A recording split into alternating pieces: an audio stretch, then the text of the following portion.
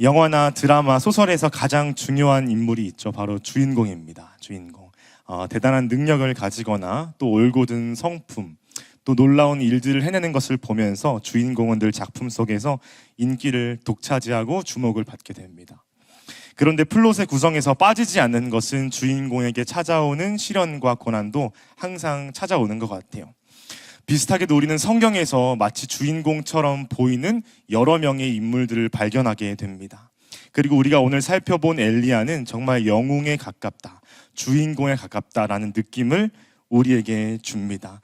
엘리야가 어떤 일을 행했을까요? 사르밧 과부의 죽었던 아들을 되살리는 사역을 감당합니다. 긴 가뭄을 겪고 있었던 북이스라엘에게 하나님께 기도하고 비를 내리게 하는 놀라운 기적도 행했습니다. 그리고 가장 결정적으로 엘리야의 기도는 하늘에서부터 불을 내리는 놀라운 이적을 보여주었기 때문에 이런 엘리야의 사역, 특별히 그의 영적인 리더십을 보게 되면 우리는 자연스럽게 엘리야를 선망하게 되고 주인공처럼 여기게 됩니다. 그런데 오늘 우리가 함께 읽은 본문은 어떤 내용을 담고 있을까요? 그렇게 대단한 승리와 사역을 이루었던 엘리야가 심각한 영적인 무력감, 영적인 번아웃에 처해 있는 것을 보게 됩니다. 여러분, 엘리야는 잘 아시는 것처럼 북이스라엘이란 나라에서 사역을 했던 선지자였어요. 특별히 북이스라엘이 강력한 우상 숭배가 들어왔던 시기였기 때문에 잘 아시는 것처럼 갈멜산에서 바알의 선지자 450명, 아세라의 선지자 400명, 즉 850대 1로 영적 전투를 벌였고 승리했던 놀라운 선지자였습니다. 정말 놀라운 사역을 성공시켰지만 곧바로 그에게 찾아오는 상황은 다름 아닌 고난과 어려움이었어요. 당시 북이스라엘의 왕비였던 이세벨이라고 하는 사람이 이 엘리야의 사역과 개혁을 아주 안이꼽게 보았습니다. 그래서 서신을 보내서 네가 죽였던 이방의 선지자들처럼 너의 생명을 앗아가겠다, 이렇게 협박하고 엘리야를 뒤쫓고 있었던 상황입니다. 이 사실을 알게 된 엘리야에게는 큰 두려움이 찾아오게 되죠. 그래서 그는 자신이 거주했던 이스라엘에서 브엘세바까지 도망을 하게 됩니다. 여러분, 우리가 성경을 텍스트로만 읽을 때가 많아서 지금 엘리야의 상황이 얼마나 힘들고 수고로운지 잘 모를 때가 많이 있어요. 지도를 한번 보시면 엘리야가 원래 있었던 이스라엘은 북이스라엘의 도시였습니다. 여름에 왕궁이 있었던 곳이고요. 그가 이 협박에 못 이겨서 도망친 브엘세바는 남유다의 최남단 도시입니다. 국가를 가로질러서 가장 먼 곳까지 도망친 곳이 브엘세바라는 것이죠. 이 두 도시의 거리는 어림잡아도 150km에 달합니다. 우리가 대략 생각을 해보면 도보로 이동했을 테니까 일주일에서 2주일 넘게 쉬지 않고 걷거나 뛰면서 도망을 쳤어야 했을 거리였습니다. 이걸 이제 우리의 상황으로 바꾸어서 생각을 해보면 서울에서 대전, 서울에서 대구까지 쉬지 않고 걷거나 뛰어서 도망갔다고 하면 여러분들이 얼마나 이 엘리야의 수고와 힘듦이 심했는지 충분히 공감할 수 있을 것 같아요. 그렇게 엘리야는 도망치고 나서 로뎀 나무 아래에서 쉬게 됩니다. 그때 엘리야는 충격적인 말을 하게 되죠. 우리 오늘 본문 조금 전에 있는데요, 19장 4절 말씀인데 함께 읽어보도록 하겠습니다. 시작. 자기 자신은 광야로 들어가 하룻길쯤 가서 한 로뎀 나무 아래에 앉아서 자기가 죽기를 원하여 이르되 여호와여, 넉넉하오니 지금 내 생명을 거두시옵소서. 나는 내 조상들보다 낫지 못하니이다 하고. 여러분, 무슨 말입니까? 엘리야는 지금 하나님께서 자신의 생명을 가져가시기를 원하는 상황입니다. 차라리 죽는 게 낫겠습니다, 하나님, 이러한 말을 지금 하고 있는 것이죠. 심각한 영적 우울감과 무기력에 빠져 있음을 우리는 보게 됩니다. 여러분, 이런 엘리야의 모습은 우리에게 상당한 충격으로 다가와요. 왜냐하면 우리는 영적인 리더들 또는 지도자들의 실패와 좌절을 쉽게 받아들일 수 없기 때문에 그렇습니다. 그러나 성경에 보면 성경의 수많은 영적인 리더들 또 지도자들은 그들의 분주한 사역이나 또 많은 사역 때문에 탈진되거나 무기력을 경험하는 것을 보게 됩니다. 그리고 마찬가지로 우리 역시 신앙생활을 하면서 많은 실패와 좌절을 경험하게 돼요. 내 뜻대로 되지 않을 때, 기대했지만 결과가 내 기대에 미치지 못할 때, 이러한 상황들에 우리는 좌절하게 됩니다. 목기데이터 연구소 자료에 따르면 교회를 다니는 청년들이 평소에 어떤 감정을 느끼며 살아갑니까? 조사했을 때에 부정적인 감정으로 응답한 청년들이 상당히 많았습니다. 4명 중에 1명꼴로 외롭거나 불안하거나 두려움 감정을 느끼고 있습니다. 그리고 특히 이러한 부정적인 감정은 열심히 봉사를 하거나 열심히 사역을 하는 청년일수록 빠르게 찾아오는 탈진과 번아웃을 촉진시킵니다. 여러분, 그렇기 때문에 우리는 오늘 본문에 나타난 이 엘리야의 좌절과 실패를 그저 우리의 상황에 적용하고 공감으로 멈추면 안 됩니다. 무슨 말이냐면 엘리야와 같은 사람도 좌절했으니까 내가 넘어지고 좌절하는 것은 괜찮아 정도로 끝내면 안 된다는 것입니다. 여러분, 왜 그럴까요? 우리의 목표는 우리는 실패를 묵상하는 사람들이 아니라 건강하게 넘어지고 건강하게 일어서는 것이 그리스도인들의 올바른 목표이기 때문에 그렇습니다. 여러분, 그러므로 우리는 오늘 본문을 통해서 이 엘리야와 같은 놀라운 영적인 리더, 주인공과 같은 사람이 왜 넘어졌을까? 왜 탈진하고 왜 번아웃을 경험했을까? 그 이유를 밝혀내는 것이 정말 중요합니다. 그렇다면 엘리야가 영적인 번아웃을 경험한 핵심적인 이유가 무엇인지 우리 본문을 통해서 한번 살펴보려고 합니다. 우리 열왕기상 19장 8절 말씀 제가 한번 읽겠습니다. 이에 일어나 먹고 마시고 그 음식물의 힘을 의지하여 40주 40야를 가서 하나님의 산 호렙에 이르니라. 여러분, 어떤 상황입니까? 로뎀 나무에서 쉴 때에 하나님께서 천사를 보내주셔서 엘리야를 먹이셨어요. 그래서 겨우겨우 조금 더 나아가서 하나님의 산 호렙에 마침내 이르게 되고 동굴에 들어가서 쉬게 됩니다. 여러분, 그런데 성경에 나오는 이 호렙산은요 정말 중요한 지역입니다. 왜냐하면 호렙산, 신의 산이거든요. 이 호렙산은 늘 성경의 인물들이 하나님을 만나게 되는 영적인 장소이기 때문에 그렇습니다. 그리고 우리는 성경에 보면 호렙산에서 하나님을 만난 유명한 인물 하나를 보게 되는데 모세가 호렙산에서 하나님을 마주했던 사람이었습니다. 여러분, 모세는 신의 산에서 하나님께 무엇을 받았죠? 율법과 십계명을 받았습니다. 그때에 백성들이 모세가 너무 안 내려오니까 불안해서 한 가지 우상을 숭배하게 되죠. 무슨 우상입니까? 금송아지의 우상을 만들어서 숭배하게 됩니다. 여러분, 그때 하나님의 큰 진노가 이스라엘 백성들을 향하게 되고 그때 모세는 그 상황 속에서 호렙산에서 어떻게 반응하고 있을까? 출애굽기 32장 말씀인데요, 제가 한번 읽겠습니다. 모세가 여호와께로 다시 나아가 여짜오되 슬프도소이다. 이 백성이 자기들을 위하여 금신을 만들어 싸우니 큰 죄를 범하였나이다. 그러나 이제 그들의 죄를 사하시옵소서. 그렇지 아니하시오면 원하건대 주께서 기록하신 책에서 내 이름을 지워버려 주옵소서. 여러분, 모세는 자기가 잘못한 상황이 아님에도 어떻게 반응합니까? 하나님 앞에 차라리 저의 이름을 생명책에서 지워주시고 이스라엘 백성들을 도와주시고 용서해 주세요, 이렇게 하나님께 기도하고 있습니다. 영적 리더였던 모세의 초점은 늘 이스라엘 백성들이 다시 회개하고 회복할 수 있는 데에 맞춰져 있었어요.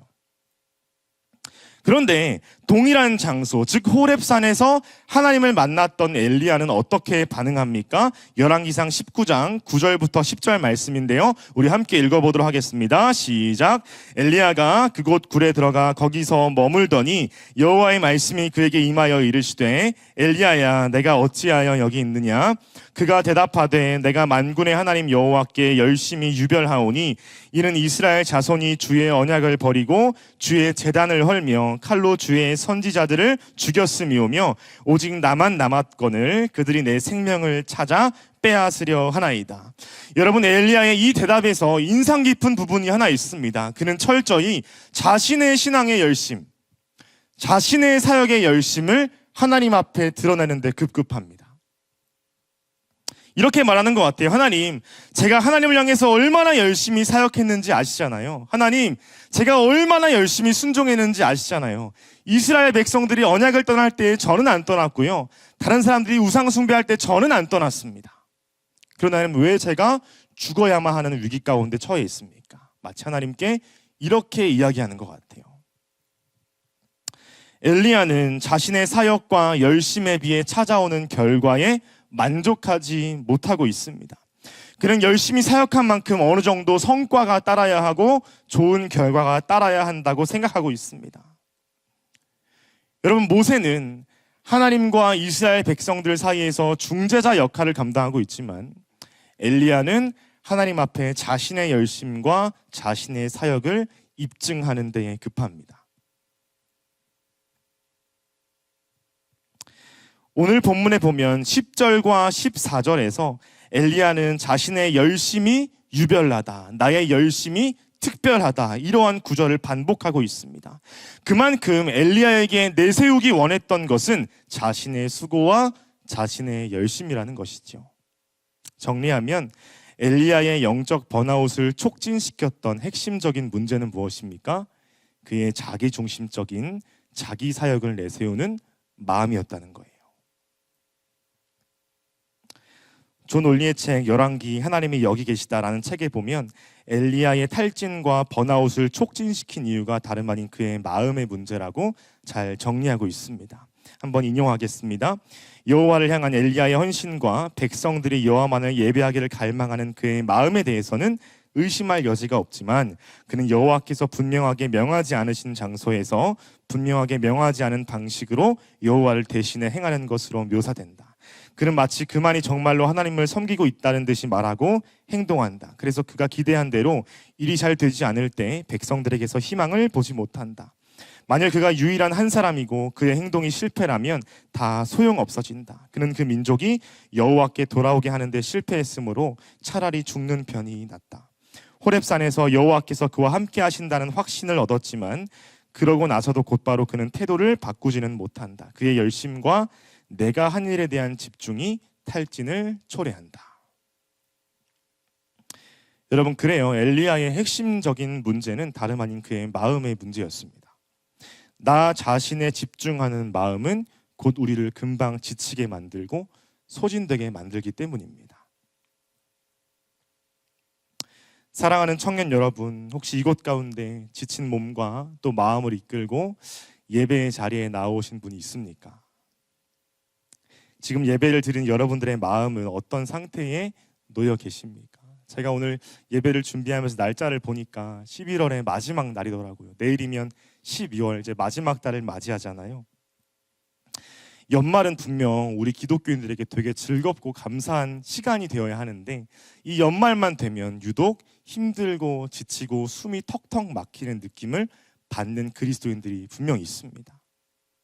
한 해 동안 열심히 달려오고 열심히 사역하고 열심히 예배했던 우리에게 어느새 연말은 영적인 번아웃을 경험할 수 있는 시기예요. 혹시 여러분 가운데 이러한 생각을 하시는 분이 있나요? 내가 이만큼 열심히 사역했으니, 내가 이만큼 열심히 예배했으니 하나님께서 이 정도의 결과물은 주실 거야.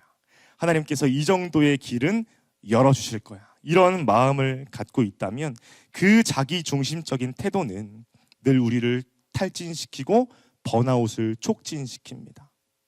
여러분, 자기 중심적인 태도는 사역에 대한 공로와 열심, 예배에 대한 열심을 다 나에게로 돌립니다.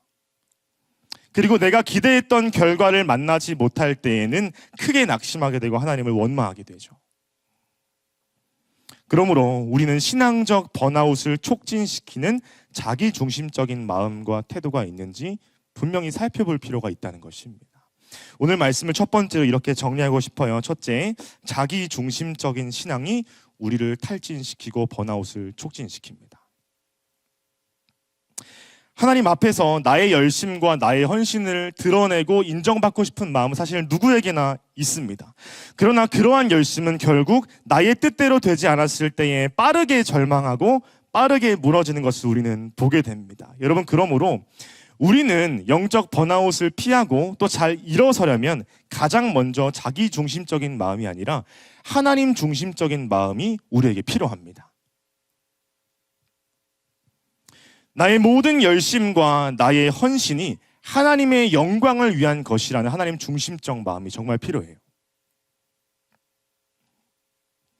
현대 선교의 아버지라 불렸던 윌리엄 캐리라고 하는 선교사님이 계세요. 이분이 인도 선교에 정말 부흥을 일으켰던 위대한 선교사님입니다. 그래서 이분이 윌리엄 캐리 선교사님이 나이를 먹고 임종이 가까웠을 때에 젊은 후배 선교사가 이 인도 사역의 성공의 비결을 묻고자 윌리엄 캐리 선교사님을 찾아왔어요. 그래서 선교사님이 자신을 찾아온 후배 이야기를 이것저것 듣다가 이렇게 한번 정리한 문장이 한 번 있습니다. 당신은 계속 윌리엄 캐리라는 사람에 대해서만 이야기하고 있군요. 제가 만약에 죽으면 저에 대한 말은 전달하지 말아주시고 저의 구세주에 대해서만 이야기해 주십시오. 이렇게 마지막 말을 맺었다고 합니다. 여러분, 윌리엄 캐리 선교사님의 저 마지막 말이 사실상 그의 사역 성공의 비결이었음을 보게 됩니다. 선교사님은 어떻게 수많은 어려움과 고난을 지나가면서 쓰러지지 않고 사역을 감당할 수 있었을까요? 어떻게 영적인 번아웃이 찾아왔을 때 그걸 무사히 지나갈 수 있었을까요? 윌리엄 캐리 선교사님은 자기 중심적인 신앙이 아니라 하나님 중심적인 신앙이 있었기 때문에 가능했습니다. 여러분, 마찬가지로 우리 사랑하는 청년 여러분도 우리의 신앙의 초점이 어디를 향해 있는지 살펴보는 시간이 되기를 바랍니다. 나의 감정, 나의 수고, 나의 헌신에 집중하고 있다면 이 시간 말씀을 들으면서 하나님, 나의 모든 수고와 나의 모든 사역과 나의 헌신이 하나님보다 드러나지 않게 해주세요. 하나님보다 중심되지 않게 해주세요. 라는 겸손한 고백으로 바뀌어가는 여러분 되기를 간절히 소망합니다. 여러분, 이처럼 지금까지 엘리야의 영적인 번아웃은 다름 아닌 그의 자기중심적 태도에서 기인됐다고 말씀을 드렸습니다. 여러분, 그러면 그렇게 지쳐 쓰러졌던 엘리야에게 하나님께서는 어떻게 하실까요? 하나님은 우리 오늘 본문 11절과 12절인데요. 우리 함께 같이 읽어보도록 하겠습니다. 시작. 여호와께서 이르시되 너는 나가서 여호와 앞에서 산에 서라 하시더니 여호와께서 지나가시는데 여호와 앞에 크고 강한 바람이 산을 가르고 바위를 부수나 바람 가운데에 여호와께서 계시지 아니하며 바람 후에 지진이 있으나 여호와께서 계시지 아니하며 또 지진 후에 불이 있으나 불 가운데에도 여호와께서 계시지 아니하더니 불 후에 세미한 소리가 있는지라. 아멘. 여러분, 하나님께서 지쳐 쓰러져 있었던 엘리야에게 나타나셨습니다. 여러분, 그런데 인상 깊은 현상을 동반하셔서 임재하세요. 하나님 먼저 엘리야에게 화려한 자연 현상들을 보여주십니다. 크고 강한 바람이 바위를 부수고요, 지진이 일어나고 불이 일어나게 됩니다. 그러나 그 자연현상 가운데에는 하나님이 계시지 않았다고 성경은 말합니다. 여러분, 그런데 그런 가운데 성경의 기자는 우리에게 중요한 단어 하나를 우리에게 가르쳐 줍니다. 화려한 자연현상에도 계시지 않던 하나님께서 나타나시는 부분은 바로 세미한 소리 가운데 임재하셨다는 거예요. 여러분, 여기서 말하는 세미한 소리를 원어를 문맥에 맞게 번역을 하면 부드러운 속삭임, 세밀한 음성 이렇게 번역할 수 있습니다. 여러분, 이게 무슨 말입니까? 하나님은 지금 의도적으로 조용하게 개인적으로 속삭이듯이 엘리야에게 임하셨다라는 거예요. 우리 엘리야의 사역을 한번 상상해 보시죠. 엘리야 어떤 사람이었습니까? 기도하면 불이 하늘에서 내려옵니다. 기도하면 가뭄이 그치는 비를 내릴 수 있는 사람이었습니다. 죽었던 사람을 부활시키는 사람이었어요. 여러분, 엘리야에게 하나님을 경험하는 시간은 늘 놀라운 자연현상과 놀라운 기적과 같은 시간이었습니다. 여러분, 그러나 이번에는 하나님께서 다르게 엘리야에게 등장하십니다. 화려한 자연현상이 아니라 놀라운 기적과 이적의 순간이 아니라 그저 부드럽고 조용한 주님의 음성으로 엘리야에게 말씀하십니다. 여러분, 마치 주님이 이렇게 말씀하시는 것 같아요. 엘리야야, 내가 늘 화려하고 신비로운 기적의 상황에서만 너를 만나는 줄 알았니? 나는 이렇게 개인적인 조용한 시간에도 너를 만날 수 있단다. 하나님은 이렇게 엘리야에게 알려주시는 것 같아요. 여러분, 우리도 어쩌면 하나님을 만나는 자리를 오해하고 있을지 모르겠습니다. 공적인 예배의 자리, 뜨겁게 준비된 집회의 자리에서만 하나님을 만날 수 있다고 착각할 때가 많이 있습니다. 물론 그런 공적인 예배 자리도 너무너무 중요합니다. 여러분, 그러나 만약 우리가 신앙적인 번아웃과 신앙적인 탈진을 경험한다면 우리에게 가장 먼저 필요한 것은 하나님을 은밀히 만나는 개인적인 시간인 줄 믿습니다. 여러분들의 조용하고 개인적인 일상 속에서 하나님은 다양한 방법으로 만나주시고 말씀해 주십니다. 자기 전에 주의 말씀을 잠깐 읽고 묵상할 때에, 아무도 없는 곳에서 혼자 기도하고 눈물을 흘릴 때에, 마음이 괴로워 혼자 찬양을 듣고 부르며 하나님 앞에 기도할 때에, 여러분, 하나님은 그런 개인적인 시간을 통해서 우리를 만나주시고 다시 세워주시는 분이라는 거예요. 설교의 황태자라고 불렸던 찰스 스펄전 목사님도 심각한 영적인 무기력함과 우울증에 빠졌던 사람이었습니다. 특히 여러 가지 안 좋은 상황들을 겹치게 경험하면서 목사님에게는 좀 트라우마와 영적인 우울증이 아주 심하게 찾아왔어요. 그런데 그랬던 스펄전 목사님에게 붙들고 세워주었던 것은 다름 아닌 하나님의 말씀 한 구절이었습니다. 한 구절. 특히 목사님은 우울증이 아주 심하게 찾아오는 밤이면 다른 책을 읽거나 다른 취미 생활을 하지 않았다고 합니다. 목사님은 늘 말씀 한 구절을 깊게 오래 묵상하는 시간을 들였어요. 목사님의 우울증이 가장 심했을 때에 많이 묵상했던 구절이 시편 42편 11절 말씀입니다. 내 영혼아, 내가 어찌하여 낙심하며 어찌하여 내 속에서 불안해하는가. 너는 하나님께 소망을 두라. 나는 그가 나타나 도우심으로 말미암아 내 하나님을 여전히 찬송하리로다. 이 구절 하나를 묵상하고 반복적으로 읽는데 하나님께서 만나주시고 치유하시는 역사를 경험케 하셨습니다.